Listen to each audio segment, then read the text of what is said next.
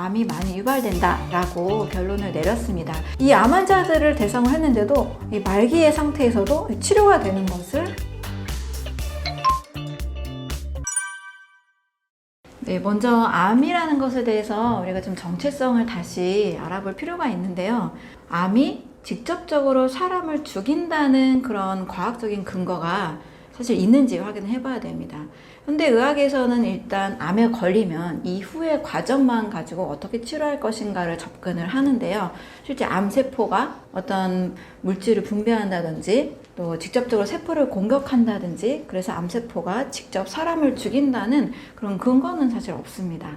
이런 경우는 있죠. 이제 혈관을 직접 막는다거나 림프관을 직접 막아서 순환 자체에 크게 위험을 빠뜨리게 하는 종양의 경우에는 물론 문제가 있습니다만 작은 종양으로 시작하는 이제 초기 암들의 경우에는 암이 직접적으로 사람을 죽인다는 그런 내용은 없습니다. 암은 병이 아니다라는 책에서도 암이 질병이 아니라 치유 메커니즘이다 라고 이야기를 하고 있는데요. 그 이유가 되는 근거들의 배경을 좀 살펴보면 암이 발견이 됐다 하더라도 암이 발생한 몸의 환경을 다시 바꿔주면 암이 사라지는 일들은 사실 굉장히 많거든요. 제가 이제 세포의 배양을 통해서 이야기하는 것 중에 핵심이 바로 이 생명체가 세포가 살아가기 위해서는 두 가지 원리가 중요하다고 말씀을 드렸습니다. 세포에 꼭 필요한 50종 이상의 영양이 공급되는 환경, 그리고 세포가 스스로 대사하면서 배출하는 이 독소가 빠져나가는 그 환경. 근데 이 세포가 외부로부터의 공격이 없음에도 불구하고 자기 몸에서 만들어진 이 세포 내 독소, 세포 내독소에 의해서도 세포는 충분히 죽을 수 있거든요. 인체 건강의 원리는 두 가지, 영양과 해독으로 보는데요. 암이 중간에 사라질 수 있는 그런 환경을 만들 수 있는 것은 바로 몸 전체에 있던 독소를 제거했을 때 암은 다시 사라질 수 있고, 또 정신적인 부분도 중요하긴 한데요. 큰 스트레스가 좀 정리가 되고 마음의 갈등 요소가 사라졌을 때 다시 건강한 몸으로 돌아오기도 합니다. 이것을 이제 이야기해주는 내용들이 많이 있는데요. 이제 미국의 존스 홉킨스 대학의 조너던 앱스테인 박사는 고환암의 경우가 있었다가도 많이 사라진다는 이야기를 하고 있습니다. 이런 경우는 유방암, 전립선암에서도 많이 알 수 있고요. 그리고 또 의사들이 많이 부검을 통해서도 발견하고 있는 사실인데요. 갑상선암, 췌장암, 전립선암 이런 환자들을 진료에서 발견하는 것보다 부검을 통해서 무려 30배에서 40배 더 많이 발견하게 된다는 이야기를 합니다. 그렇다면 암이라는 것은 어떤 환경에서 생겼다가도 다시 사라지기도 하는 이런 일들을 굉장히 많이 알 수 있는데, 암이 왜 생겼을까? 암이 진짜 병일까를 이제 의문을 갖게 되는 거죠. 그래서 암은 병이 아니다라는 책에서는 암은 병이 아니고 치유 과정이다라는 것을 이야기를 하고 있습니다. 이 치유 과정이라는 것을 보여준 이제 배경에는 두 가지가 있는데요. 일단 암이 생기면 몸 전체는 암의 성장을 지원하는 방향으로 가는 겁니다.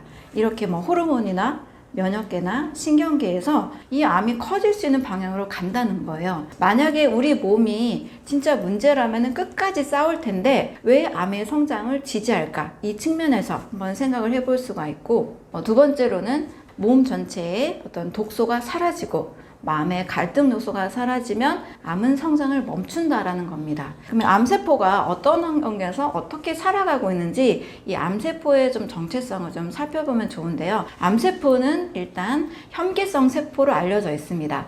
암은 산소가 없는 환경에서 또 살 수 있다라는 거죠. 몸 전체에 이 독소가 많은 환경에서 암이 치유 과정임을 보여준다라는 그 예시는 몸 전체에 산소나 영양소 공급이 잘 안 되고 독소가 가득한 환경에서도 몸은 어쨌든 살아내야 하니까 산소가 없는 환경에서도 암은 살려고 몸 전체를 바꾸려고 노력을 한다는 거죠. 또 두 번째로는 암은 젖산을 발효해서 에너지로 삼습니다. 젖산은 우리 몸에서 사실 불필요한 거죠. 노폐물이죠. 이 노폐물은 몸에서 내보내야 맞는데 몸 전체에 이 해독을 할 수 있는 기능이 없다 보니까 암세포가 젖산을 사용해서라도 에너지를 만든다는 겁니다. 만약에 젖산이 몸에서 이 암세포가 사용하지 않고 계속 그대로 두면 몸은 강한 산성을 만들어내고 이 강한 산성 물질이 혈관벽을 뚫기도 하고 세포들을 녹이기도 하고 공격을 하는 등 여러 위험 요소를 가지고 있기 때문에 이 암세포가 대신 이 젖산을 사용하는 쪽으로 몸의 대사를 바꾼다는 겁니다. 세 번째로는 암은 포도당을 이용한다 라는 것도 이제 많이 알려진 사실인데요. 몸이 전체적으로 산소와 영양소가 제대로 공급되지 않는 이 노폐물이 가득한 환경에 있기 때문에 암은 어떻게든 몸을 살리기 위해서 전신에 퍼져나가서 혈관을 새로 만들죠. 퍼져나가서 몸의 생명을 지원하기 위해서 계속 움직인다는 겁니다. 그 과정에선 이제 포도당을 에너지원으로 삼아서 몸 전체를 지탱하는 방향으로 커간다는 거죠. 이러한 이유들로 인해서 암은 병이 아니고 치유 메커니즘이다 라는 이야기를 하고 있습니다. 암이 직접적으로 이 몸 전체를 죽이는 것이 아니고 일단 암 치료를 받다 보면 보통 이제 3대 표준 치료를 받잖아요. 3대 표준 치료를 많이 받죠. 방사선 치료도 받으시고 수술도 하고 또 약물 치료, 항암제도 많이 맞으시게 되는데 이제 암 치료를 받으시는 분들은 대부분 공통적으로 느끼시는 것들이 있죠. 암 치료를 받는 과정 속에서 충분히 이제 영양 공급을 받지 못하고 이런 치료를 받다 보면 입맛이 많이 떨어지고 소화를 하지 못하니까 충분한 몸의 영양 공급을 받지 못하게 됩니다. 또 이 치료들이 굉장히 강한 치료죠.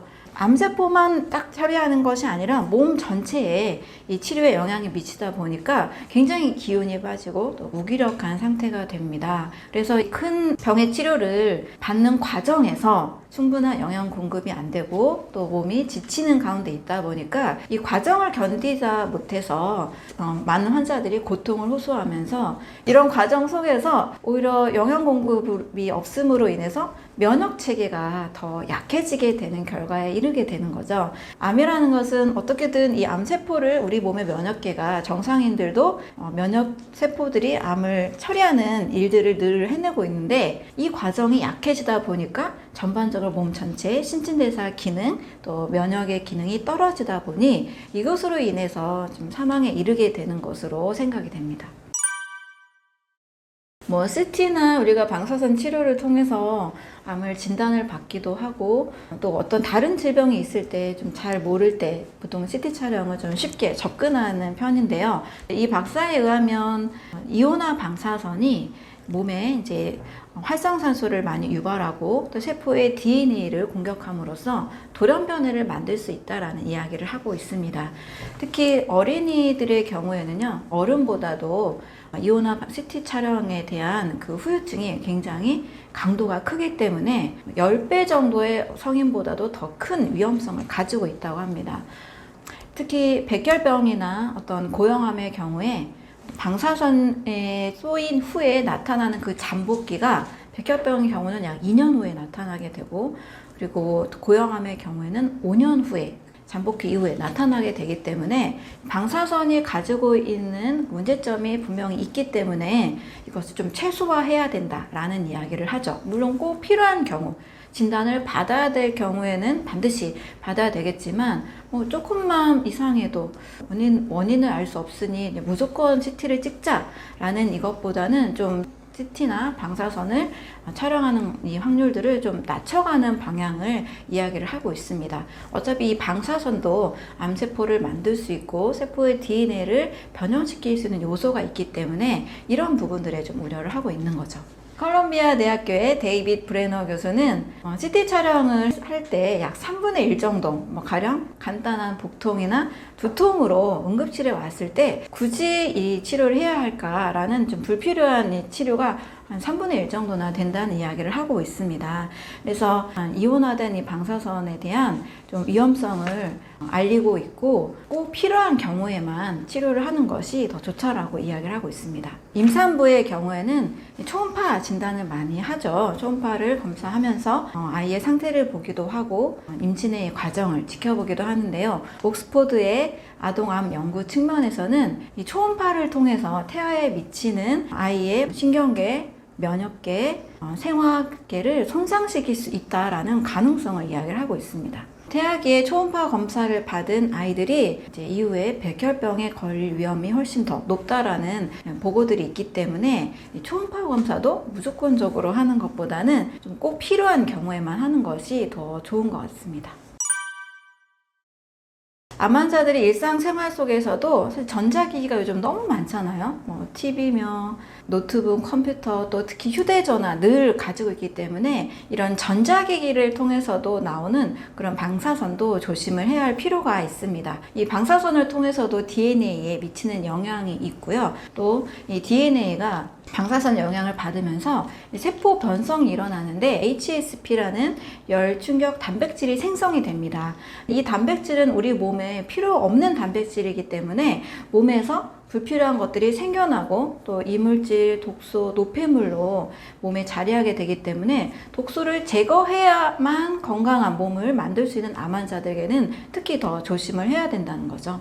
그래서 방사선 자체가 우리 자연의 원리하고는 맞지 않죠. 그래서 몸은 자연의 질서를 지킬 때, 자연의 원리를 따라갈 때 건강한 몸을 만들 수 있기 때문에 이 자연의 원리와 어긋난다는 측면에서 일상생활 속에서 만나는 그런 전자기기들도 암 환자들은 반드시 주의를 해야 됩니다. 암이 발생할 수밖에 없는 원인은 몸에 불필요한 어떤 성분들이 들어와서 몸 전체의 균형을 깨뜨리는 원인이라 할 수 있습니다. 인체는 자연의 질서, 자연의 원리를 따를 때 사실 건강할 수밖에 없도록 만들어졌는데요. 여러 우리가 살아가는 환경과 또 우리의 라이프 스타일을 통해서 우리의 몸은 균형이 깨진다는 거죠. 이렇게 균형을 깨뜨리게 하는 5가지 요인은 첫 번째로는 우리 삶에 만연한 화학 물질, 살충제나 다양한 화학 성분들이 되겠습니다. 아침부터 우리 일어나서 또 저녁까지 만나는 그런 물질들을 살펴보면 샴푸하고 세정제를 쓰고 또 몸에 옷도 또 여러 세제를 쓰게 되고 또 우리가 먹는 음식에도 다양한 이제 살충제 이런 성분들이 같이 들어있고 벌레를 죽일 때도 이런 성분들을 화학 성분들을 접하게 되는데요. 너무나 이 만연한 화학 물질들이 이 암의 원인이라 할 수 있습니다. 두 번째로는 또 이 화학물질이 음식에 들어갔을 때 또 문제가 되겠죠. 다양한 가공식품, 첨가물로 뒤범벅된 음식들을 우리는 굉장히 많이 먹고 있습니다. 이 가공식품의 또 대표로 할 수 있는 패스트푸드에는 사실 영양가가 전혀 없는 음식들인 거죠. 이 패스트푸드를 가장 많이 먹는 나라, 미국에서는 한마디로 질병공화국이라는 별명이 붙였는데요. 이 미국이 패스트푸드를 또 다양한 전 세계로 공급을 또 시켰잖아요. 이렇게 한 나라에 패스트푸드가 들어가면 질병도 같이 들어가고 또 질병에 걸리는 사람들이 늘어나는 것도 우리가 확인을 할 수 있습니다. 세 번째는 우리가 선택하는 약물인데요. 질병을 낫게 하기 위해서 우리는 약을 사용합니다. 근데 약이라는 것은 한 면은 반드시 독성을 가지고 있습니다. 독성이 없는 것은 약이 아니라 식품으로 분류가 되고 있고요. 약은 한 면에 독성이 있기 때문에 장기적으로 먹었을 때 반드시 그 부작용이 오게 됩니다.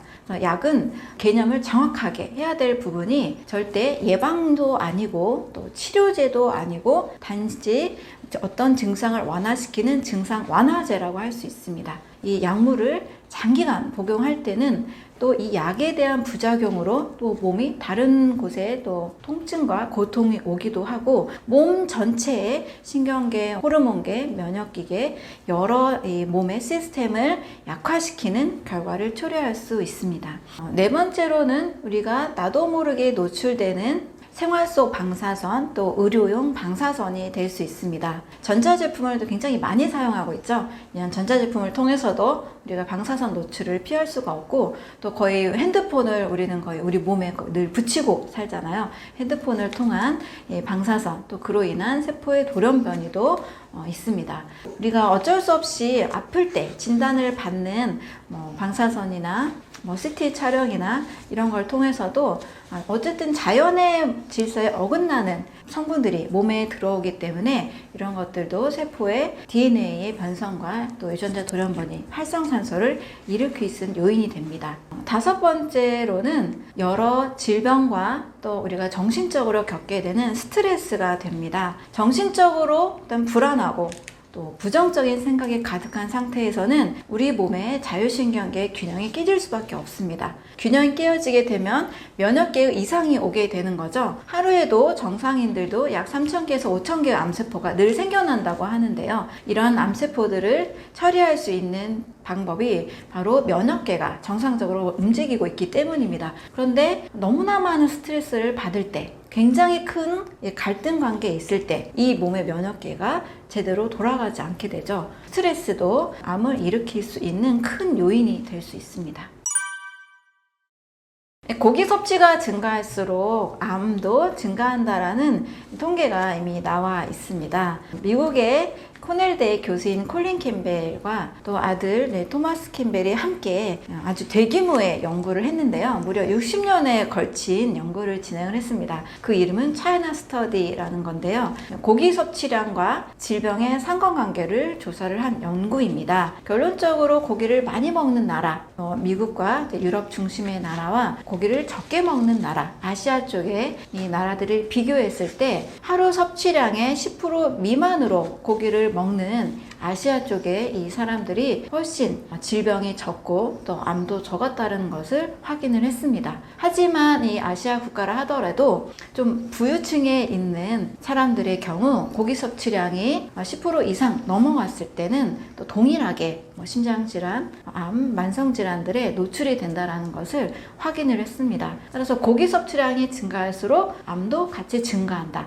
이것은 대규모 이 차이나 스터디 연구를 통해서 밝혀진 사실이 됩니다. 1981년 리처드 돌과 리처드 페토 연구 논문에 의하면 암이라는 것은 35% 정도가 식습관에 의해서 생긴다라고 이야기를 하고 있습니다. 특히 붉은 고기, 가공육을 많이 섭취할수록 암이 많이 유발된다라고 결론을 내렸습니다. 이 내용은 미국의 국립보건원과 또 은퇴자 협회에서도 식습관과 또 고기 섭취와 암의 상관관계가 있다는 것을 계속 확인을 하고 있습니다.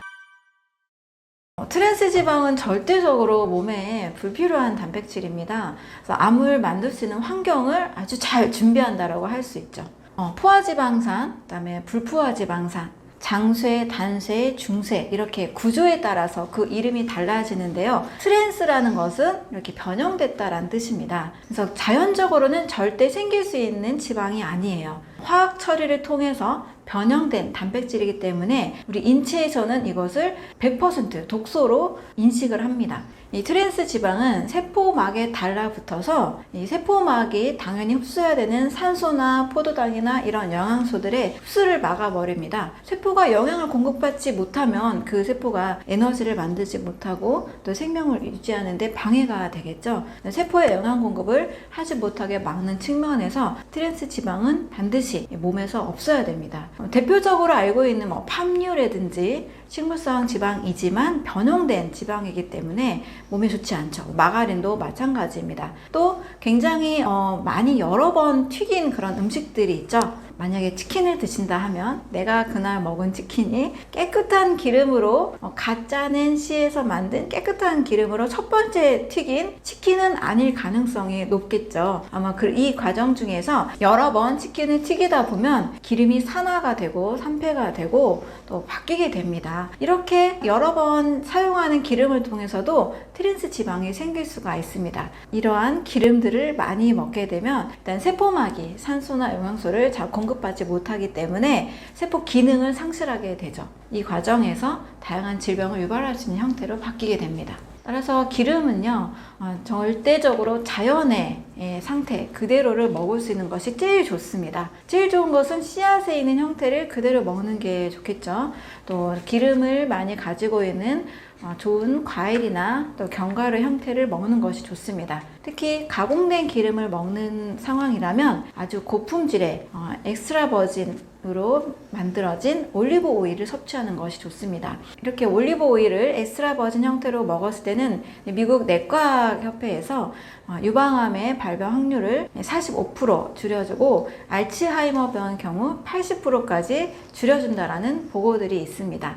좋은 기름은 산화 스트레스를 줄여줍니다. 산화 스트레스를 줄여준다라는 의미는 세포가 건강한 상태로 영양소를 잘 흡수할 수 있는 형태로 만들어준다는 거죠. 이 과정에서 몸에 불필요한 염증이 줄고 혈전이 예방되는 좋은 효과들이 있습니다. 그래서 기름의 요리를 먹을 때는요, 가공된 형태의 과자나 케이크나 라면이나 또 여러 번 튀긴 그런 튀김 음식이나 치킨 이런 것들은 트랜스 지방이 많다라고 생각을 하시고 최소화하시는 거 추천을 드립니다. 반대로 좋은 기름은 기름이 함유되어 있는 과일이나 씨앗류, 견과류, 엑스트라 버진의 수준으로 나오는 올리브 오일 이런 기름들을 먹는 것이 건강에 도움이 됩니다. 암을 일으키는 원인이 대부분은 나쁜 식습관에서 기인한다라고 보고들을 하고 있습니다. 우리 이제 통계적으로 악성암의 약 60%는 나쁜 식습관 때문이라고 하고요.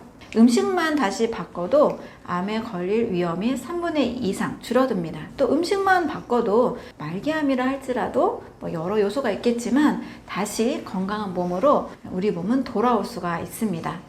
또 이제 건강한 식습관을 하는 사람들의 경우 암이 예방이 되고 또 암이 낫기도 하는데요. 이 건강한 식습관의 중심에는 바로 신선한 채식이라고 할 수 있습니다.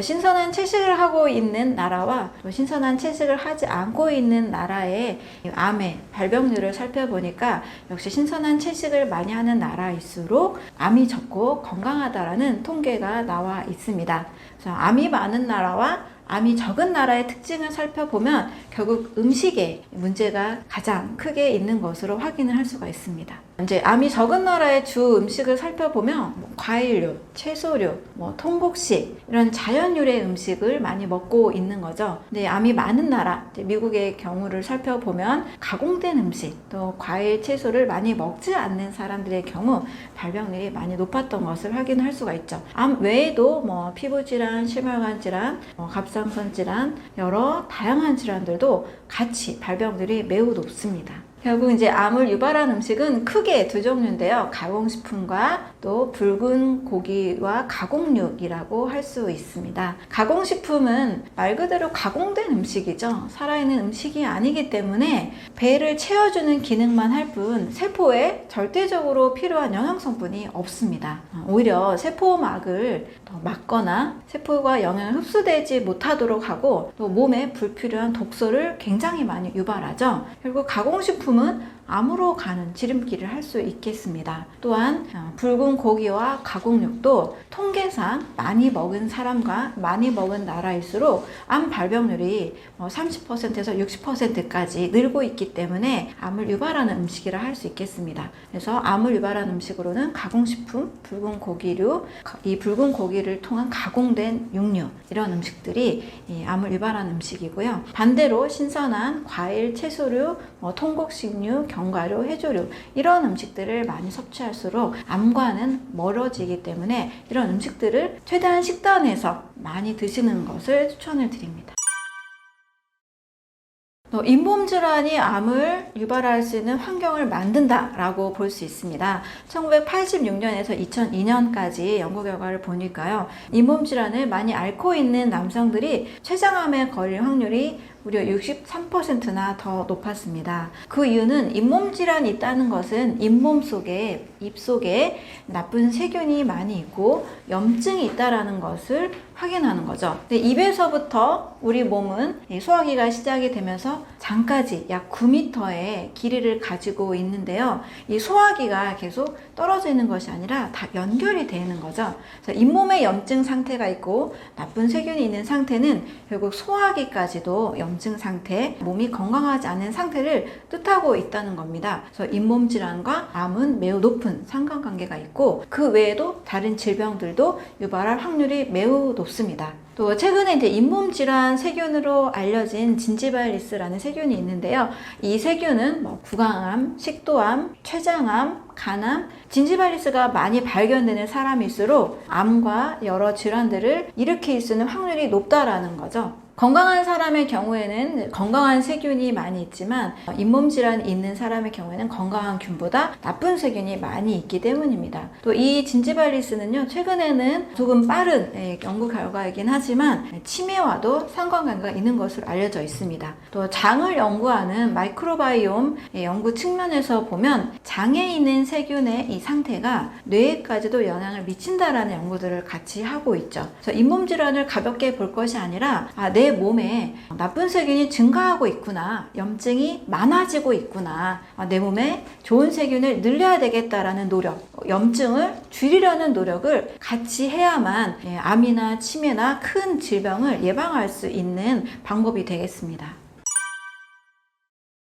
만약 잇몸이 건강하지 않다 이럴 경우에는 반드시 신경을 써야 됩니다. 왜냐면 잇몸의 건강은 입에만 국한된 것이 아니라 내 몸속의 소화기 전체의 건강과 연관이 있고 소화기와 연관된 여러 암들과도 연관이 있기 때문입니다. 그래서 잇몸 건강을 신경 쓰기 위해서는 다양한 책들에서 여러 가지 방법을 제시를 하고 있는데요. 가장 쉬운 방법으로는 아침에 미지근한 소금물로 가글을 하는 겁니다. 그럼 입안에 있는 이 세균들을 한번 정돈을 할 수가 있는 거죠. 또 두 번째로는 이제 유명한 사람들도 많이 하고 있는 이제 코코넛 오일 풀링이 있는데요. 코코넛 기름 안에는 항산화가 되는 여러 좋은 성분들이 있습니다. 이 성분들에 의해서 건강한 세균은 늘어나고 나쁜 세균만 제거가 되는 기전이 있기 때문에 코코넛 오일 풀링도 추천을 하고 있습니다. 이렇게 잇몸의 건강 상태를 깨끗하게 최적화시키게 되면 몸에 있는 독소들이 일부 해독이 많이 되겠죠.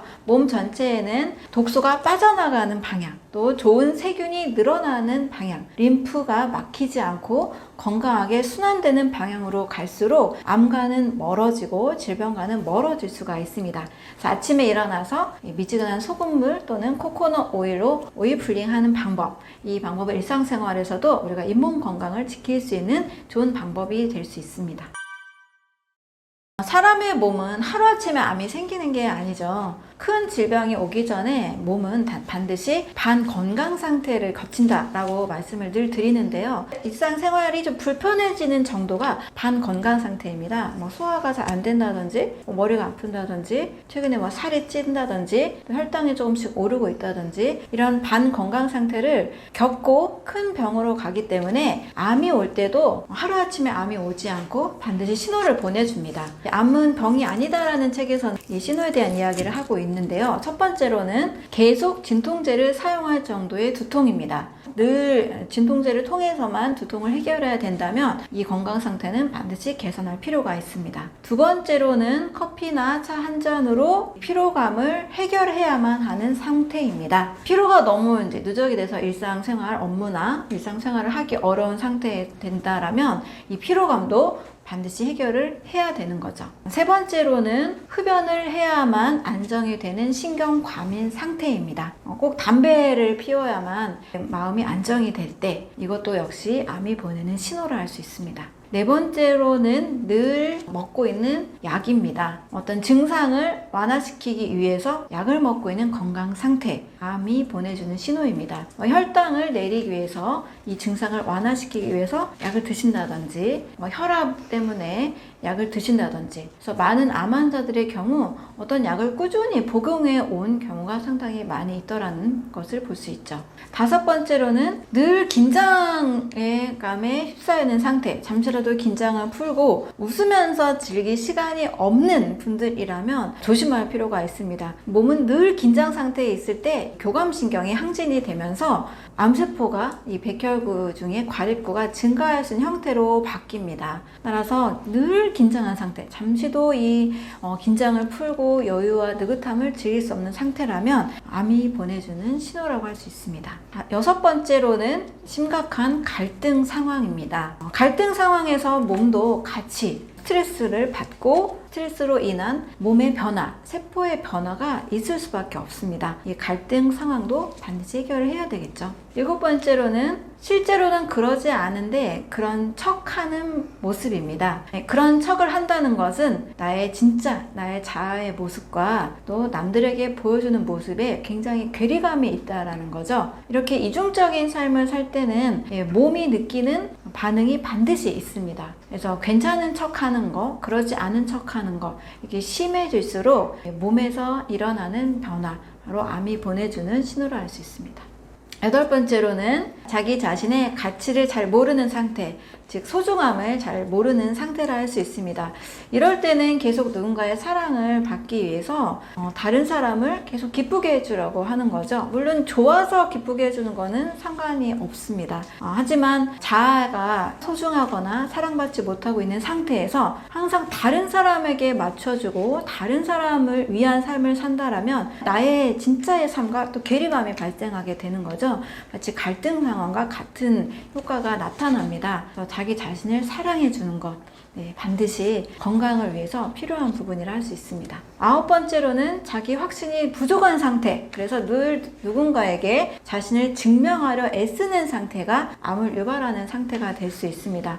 사람은 자기 자신으로서 사람은 누구나 고유한 모습이 있고 그 존재로서 사실은 완벽하고 또 소중한 존재이죠. 하지만 내 확신이 없는 상태에서 남에게 늘 증명하려 애쓴다면 굉장한 이 스트레스와 굉장한 피곤함을 느낄 수밖에 없습니다. 그 또한 암이 보내주는 신호로 볼 수 있습니다. 10번째로는 기력이 너무 없는 상태, 그래서 늘 좋은 음식, 보양식 같은 것만 먹으려고 하는 상태입니다. 이미 몸은 기력이 없기 때문에 세포대사, 몸 신진대사가 원활하지 않은 거죠. 이 상태는 굉장히 영양이 없기 때문에 이 세포가 이 영양을 찾기 위해서 몸 한쪽에서는 무산소 호흡, 혐기성 세포인 암이 생겨날 수가 있습니다. 그래서 기력이 너무 없는 상태도 역시 암이 보내주는 신호로 인식을 하고 일시적으로가 아니라 매일의 라이프 스타일 또 삼시세끼를 통해서 기력이 있는 상태, 건강한 상태를 만들려는 노력을 꼭 하셔야 됩니다.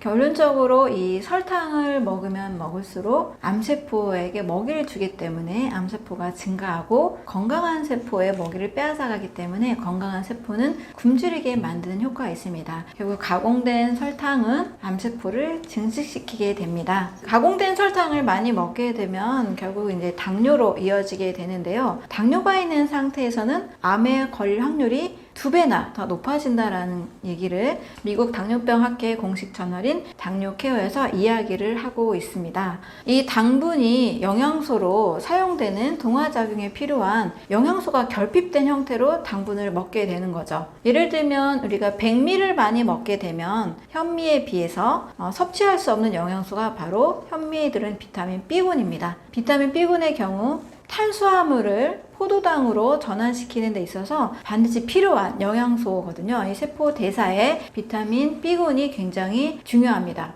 탄수화물을 소화시킬 때는 반드시 비타민 B군이 있는 형태, 통곡식 형태로 드시게 되면 이게 다 조화를 이루어서 에너지로 전환이 됩니다. 설탕을 포함한 흰 밀가루로 만든 빵이나 파스타나 또 백미를 섭취하게 되면 비타민 B군의 결여로 인해서 이 당분이 제대로 몸에서 사용되지 못하게 됩니다. 사용되지 못하고 있는 당분은 글리코겐 형태로 또 몸에서 저장이 돼버리죠. 이 글리코겐이 혈관 안에 저장이 되면 이제 고지혈증이 되는 거고 또 간에 저장이 되면 지방간의 형태가 됩니다. 가공된 설탕을 먹게 되면 암세포의 먹이인 포도당만 계속 공급을 하게 되고 정상세포는 계속 대사를 할 수 있는 영양소가 없게 되는 거죠. 오히려 정상세포가 영양을 공급받고 몸 전체에 신진대사가 원활해져서 면역계가 올라가야 되는데 가공된 설탕을 먹게 되면 정상세포는 굶고 암세포만 커지기 때문에 가공된 설탕은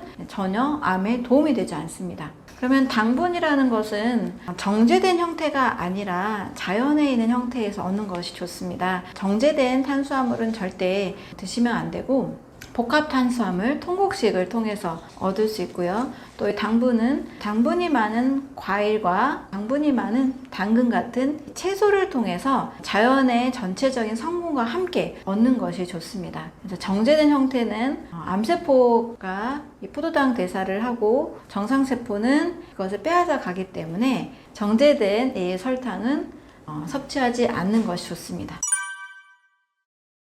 감자튀김이 암을 유발한다는 결론으로는 매일 1인분씩 감자칩을 먹은 여성들의 경우 난소암과 자궁 내막암이 발병이 더 증가한다라는 연구 결과가 있습니다. 그 이유는 감자를 튀길 때 발생하는 아크릴아마이드라는 성분 때문인데요. 이 아크릴아마이드는 본래 공업용 화학 물질인 거죠. 근데 이게 감자를 튀기는 과정에서 발생을 한다라는 것을 2002년도 스웨덴 과학자들에 의해서 보고가 됐습니다. 이 과학자들이 연구한 바에 의하면 120도 이상으로 가열한 기름에서 감자를 튀길 경우에 이 아크릴아마이드가 발생을 한다고 발표를 했습니다. 습관과 암의 상관관계를 연구한 코호트 조사에 의하면 네덜란드에서 6만 명이 넘는 사람들을 대상으로 이 아크릴아마이드를 40 마이크로그램 정도를 사람들에게 먹도록 했을 때 자궁 내막암의 경우 29%가 증가를 했고요. 난소암의 경우 78%가 증가를 했습니다. 그래서 감자를 튀겼을 때 120도 이상으로 튀겼을 때 발생하는 아크릴아마이드가 바로 발암물질의 원인이라 할 수 있습니다.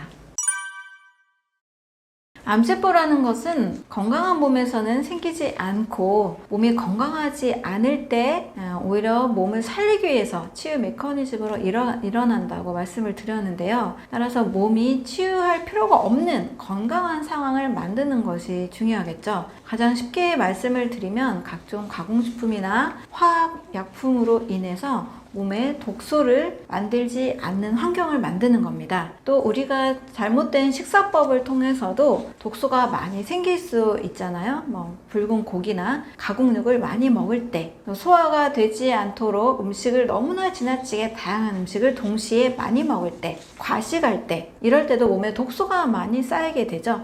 독소가 많이 쌓이게 되면 혈액이 맑지 않고 피가 탁하고 오염됩니다. 또 림프가 막히고 림프의 순환이 원활하지 않습니다. 몸에 노폐물이 잘 빠져나가지 않고 면역 기능이 제대로 이루어지지 않겠죠. 그래서 몸에 독소가 많이 생기지 않은 상황을 만드는 것이 암이 일어나지 않는 상황이라 할 수 있습니다. 그렇게 하기 위해서는 몸의 전체에 해독 기능이 원활하도록 좋은 영양소를 섭취하는 것이 좋겠죠. 좋은 영양소는 결국 건강한 식습관에서 비롯되겠죠. 이 건강한 식습관의 중심에는 식물성 음식이 결국 우리 몸에 꼭 필요한 음식이라 할 수 있습니다. 암이 없는 나라에서 많이 드시고 있는 건강한 식습관, 과일류나 채소류나 통곡식류, 해조류, 버섯류, 견과류 이런 음식을 많이 먹을수록 사실 암이 필요 없는 상황이 되고 암을 이기는 몸을 만들 수 있습니다. 그래서 제가 늘 말씀드리는 건강의 큰 원리 두 가지, 영양과 해독이죠. 이 두 가지 원리를 내가 늘 일상에서 실천해 가신다면 암이 필요 없는 몸이 될 수 있습니다. 근데 항상 100%를 다 하기는 사실 스트레스도 받고 어렵죠.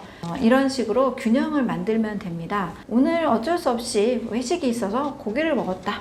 그러면 다음날 나는 고기를 먹었으니까 해독을 해야 돼 라는 생각만 하는 것도 굉장히 암이 필요한 상황을 만들지 않게 됩니다. 해독을 해야겠다라고 생각하게 되면 다음날 물을 한 잔 더 마시거나 과일이나 채소, 신선한 음식을 더 먹거나 또 한 끼 굶어서 내 몸의 단식 효과, 오토파지라는 자가 포식 효과를 만들어내거나 이런 식으로 독소를 배출해야 된다는 인식을 하게 되는 거죠. 영양과 해독의 원리에 이 균형을 잘 만들어가는 방향, 또 아침 식사 한 끼만큼은 과일을 먹겠다라는 이런 방향, 이런 것들이 암을 만들지 않는 굉장히 중요한 라이프 스타일이라 할 수 있습니다.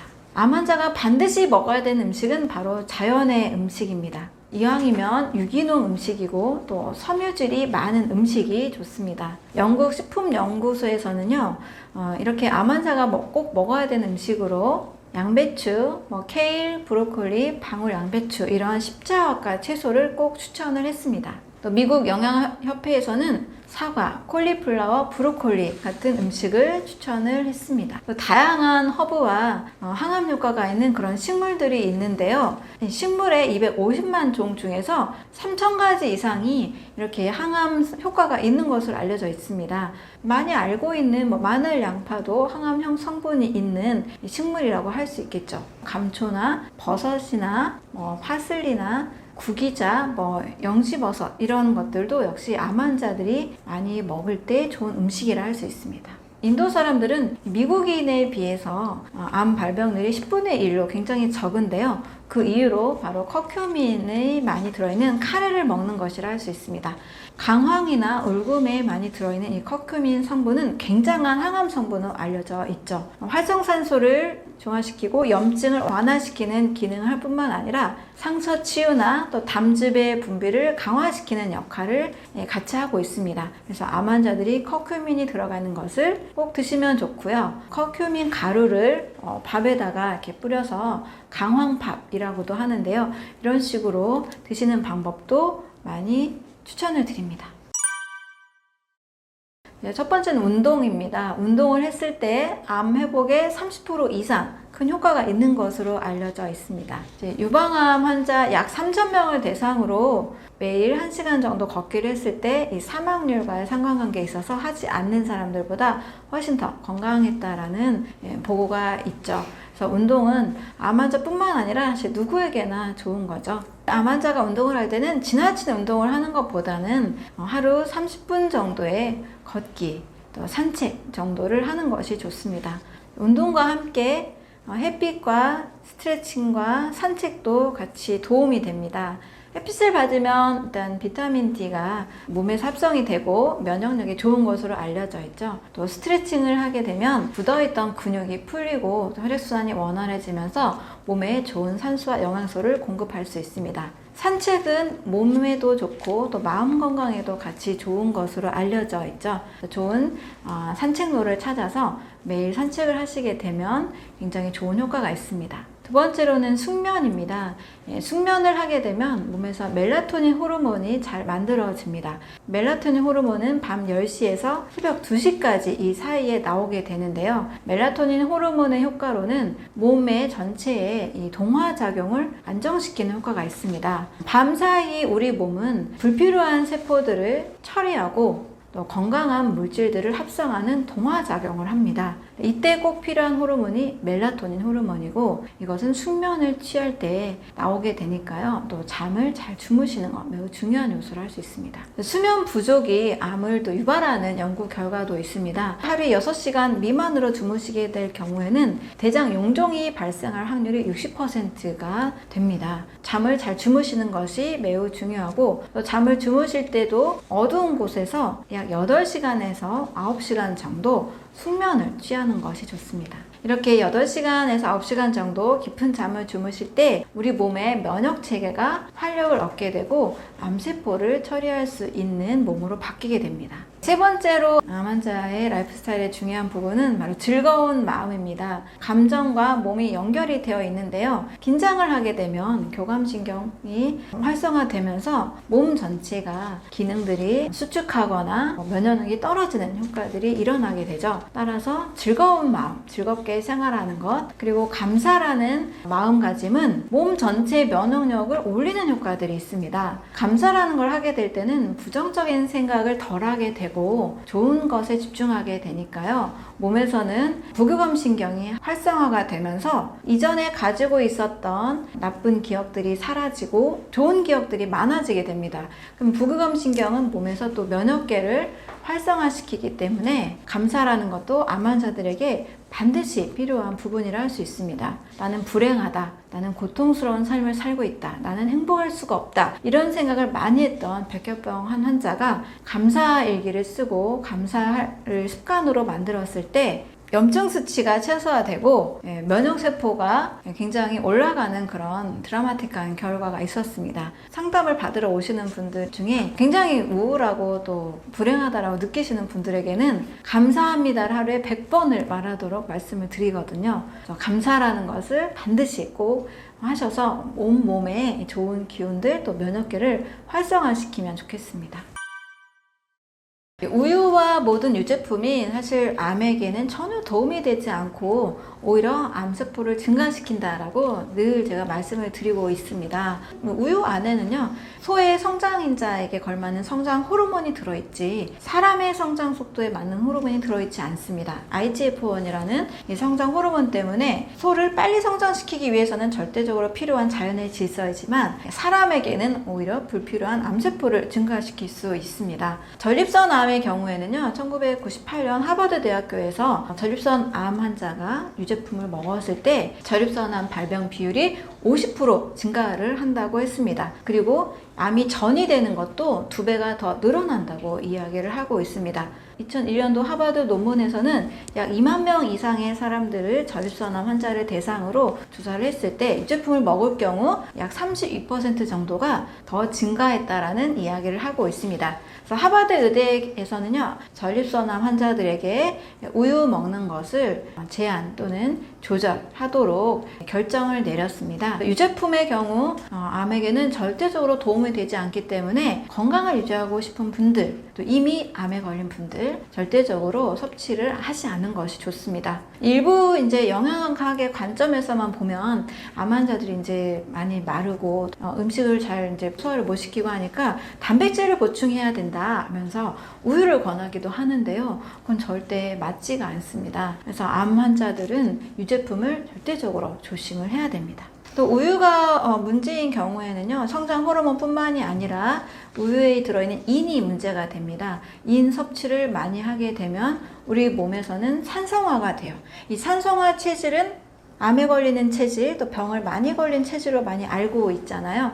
산성화 체질로 만드는 우유의 인, 이것이 문제가 될 수 있습니다. 인이 많은 우유를 먹게 되면 우리 인체는 산성을 더 알칼리화 시키려는 노력을 하게 되죠. 따라서 몸속에 들어있는 미네랄, 또 뼈에 들어있는 칼슘, 이런 것들을 더 분해를 하게 됩니다. 그래서 몸속에서 뼈가 더 약해지는 결과가 일어나기 때문에 우유는 건강하고 싶은 사람이라면 절대적으로 피해야 되는 거죠. 또 소가 성장하는 과정을 지켜보면 소가 먹어야 되는 음식인 풀을 먹지 못하고 소가 빨리 성장하도록 곡식 사료, 옥수수 사료 같은 곡물 사료를 먹입니다. 옥수수 자체는요, 오메가6 지방산이 굉장히 많은 음식이죠. 소는 옥수수 사료를 먹게 되면 오메가3와 6의 비율이 1대100 정도로 굉장히 깨어지게 됩니다. 소의 몸이 염증으로 가득 차 있는데 소가 주는 우유가 절대적으로 건강할 리가 없겠죠. 그래서 염증을 더 유발한다 라고 볼 수가 있습니다. 우유에 가지고 있는 단백질인 카제인 단백질은 인체의 소화 요소가 소화를 못 시킵니다. 대부분의 단백질은 열에 의해서 응고가 되지만 이 카제인은 산에 의해서 응고가 되는 단백질입니다. 우리 위에는 위산이 들어있죠. 따라서 우유를 먹었을 때 이 카제인 단백질이 위산을 만나 응고가 되기 때문에 오히려 소화가 되지 않고, 또 소화가 돼도 완벽한 소화가 되지 않아 찌꺼기들이 몸에 남게 됩니다. 결국 우유를 먹게 돼서는 정말 좋은 게 하나도 없죠. 몸속에 찌꺼기를 만들어내고, 또 몸의 산 알칼리 균형을 깨뜨리고, 또 몸에 염증을 유발하는 관점에서 우유는 암, 또 여러 질병을 예방하고 싶은 사람이라면 섭취를 하지 않는 것이 좋습니다. 전립선암을 포함한 모든 암세포에 도움이 되는 채소가 있습니다. 바로 브로콜리인데요. 이 브로콜리에 들어있는 이 설포라판 성분이 암세포의 증식과 성장을 방해한다라는 이야기를 하고 있습니다. 또 브로콜리뿐만이 아니라 양배추나 케일, 작은 방울 양배추 같은 십자화과 채소가 암세포의 성장과 지연을 막아줍니다. 그래서 전립선암 또 다른 모든 암에서도 동일하게 십자화과 채소 많이 드시는 것을 추천을 드립니다. 하루에 브로콜리 즙으로 500에서 600ml 정도를 마시게 되면 암세포 성장 지연에 굉장히 좋은 효과가 있다고 하니까요. 브로콜리를 많이 드셔주시면 좋습니다.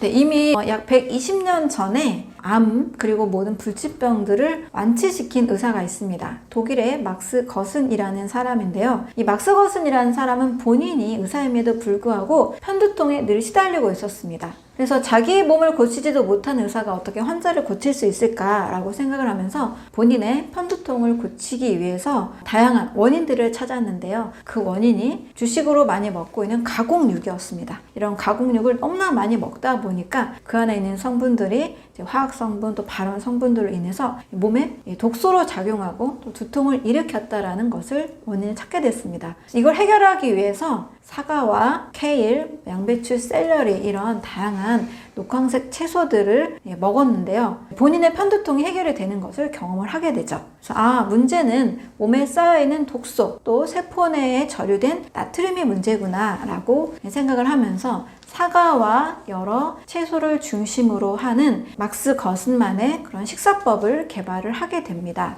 이것을 환자들에게 적용을 해봤어요. 건강한 사람들 대상으로 하면 효과를 못 느끼잖아요. 당시 불치병이었던 피부 결핵 환자 450명을 대상으로 거슨의 식사법을 적용을 해보니까 무려 446명이 완치가 되는 겁니다. 당시 말기 폐해 질환 환자였던 슈바이처 박사의 아내도 또 치료를 하게 되는 어마어마한 효과가 있었는데요. 이 치료법을 가지고 뉴욕으로 가서 아무도 이제 해결하지 못했던 말기 암 환자를 대상으로도 치료를 시도를 해봅니다. 이 암 환자들을 대상으로 했는데도 이 말기의 상태에서도 치료가 되는 것을 확인을 한 거예요. 그래서 이제 많은 환자들의 사례를 알리고 논문도 쓰고 했는데 당시 여러 상황에서 약을 쓰지 않고 음식으로 치료를 한 것이 많은 학계에서 반대에 부딪히게 됩니다. 하지만 이 치료가 만약에 가짜였더라면 사라져야 되는데 우리가 이제 100년이 지난 지금도 그 딸 샤롯 거슨에 의해서 거슨 연구소가 지금도 운영이 되고 있습니다. 심지어 우리나라에서도 대한제암거슨의학회라고 해서 이 거슨 치료를 한국의 현실에 맞게 응용해서 사과와 당근과 여러 이제 채소들을 중심으로 한 거슨 식사법을 암 환자들에게 적용을 하고 있습니다. 그래서 수많은 당시 불치병 또 심지어 암까지도 완치시킨 사례가 있기 때문에 우리 인체에 있는 이 해독을 잘 해줌으로써 몸을 건강하게 만든다라는 이론이 여러 가지로 증명이 되고 있습니다. 뇌 하면은 이제 우리가 온 몸을 지배하고 있는 모든 거의 시작이라고 보는데요. 뇌가 또 마음의 지배를 받고 있습니다. 만약에 부정적인 생각을 하게 되면 그냥 생각만으로 그치는 게 아니라 우리 몸의 세포 수준, 그리고 DNA 수준, 유전자 모든 것들을 같이 바꾼다는 겁니다. 그래서 긍정적인 생각을 하는 것, 굉장히 몸이 안 좋을 때, 또 병에 걸렸을 때 매우 큰 영향을 미치는 것을 확인할 수가 있습니다. 마이애미 대학에서 행복한 감정, 긍정적인 감정이 어떤 변화를 일으키는지를 실험을 했을 때 긍정적으로 생각하는 환자들의 이 면역력이 그렇지 않은 사람보다 무려 30만 배 강한 효과를 보였다고 합니다. 긍정적으로 생각할수록 이게 뇌의 스위치를 켜는 거죠. 우리 몸은 다르게 작동하기 시작합니다. 사실 암에 걸린 환경을 보면 기쁘고 행복하고 아무 문제거리가 없고 긍정적인 상태에서 암세포가 크게 발현이 되기는 어려운 것 같아요. 대부분 아주 심각하게 너무나 감당하기 어려운 고통을 겪을 때 몸에서 면역 스위치가 딱 꺼져서 암세포가 늘어나는 환경이 되었다라는 이야기들을 많이 하고 있습니다. 암 환자들의 공통점이 있어요. 굉장한 스트레스 상태, 굉장한 갈등 상태, 또 나 자신에 대해서 굉장히 소중함을 잃어버린 그런 상태, 공통적인 이런 마음의 상태가 있습니다. 그래서 이런 상태를 좀 바꿔줘야 되는데요. 바로 스위치를 한번 켜는 겁니다. 바로 몸이 다시 나아질 수 있다라는 긍정적인 생각을 갖는 것. 그리고 또 우리 이 뇌는요, 잘 속아요. 어떻게 잘 속냐면 뇌신경 가소성이라는 것이 밝혀졌는데요. 긍정적인 생각을 계속하면 할수록 우리 몸도 같이 바뀐다는 겁니다. 스탠퍼드 대학에서 지능도 올라갈 수 있다라고 믿은 학생과 난 원래 머리가 나빴어, 내 지능은 계속 떨어지고 있어 라고 그냥 생각했던 이 학생들의 수학 성적을 비교했을 때 지능도 바뀔 수 있다라고 믿은 학생들이 굉장히 많이 수학 성적이 향상된 것을 연구 결과가 나오게 됐습니다. 그래서 사람의 이 생각이 굉장히 중요한 것을 확인할 수가 있죠. 생각을 그렇게 긍정적으로 나도 나올 수 있어 바꾸면 우리 몸은 다시 긍정적인 상황으로 돌이키려는 방향으로 바뀝니다. 그래서 암세포가 점점 더 이상 커지지 않고 그대로 있거나 또는 암의 사이즈가 줄어드는 방향으로 가는 거죠. 그래서 생각으로 또 나의 이 뇌로 몸도 바꿀 수 있다. 이게 뇌의 신경 가소성이 이런 과학 이론이 있습니다. 또 양자 제논 효과라고 해서 반복적인 생각을 계속하면 그 생각대로 굳어진다는 거예요.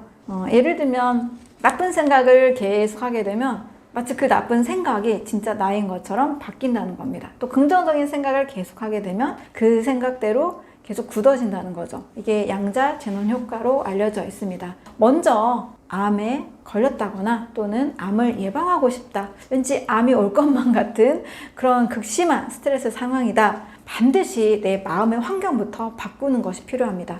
나는 이 환경을 이겨낼 수 있어. 또 이런 스트레스 환경에서 해결할 수 있는 방법을 찾아낼 수 있어. 방법이 있을 거야. 길이 있을 거야. 이렇게 긍정적인 생각을 할수록 우리 몸의 세포 수준, DNA 단계, 분자 단계 모든 것들이 긍정적으로 바뀔 수 있습니다. 그래서 반드시 어떤 음식을 통해서만 해결해야지 이것보다 내 마음의 환경을 바꾸는 것, 뇌의 스위치를 켜는 것, 이것을 첫 번째로 실행하시는 것이 중요하다고 할 수 있습니다.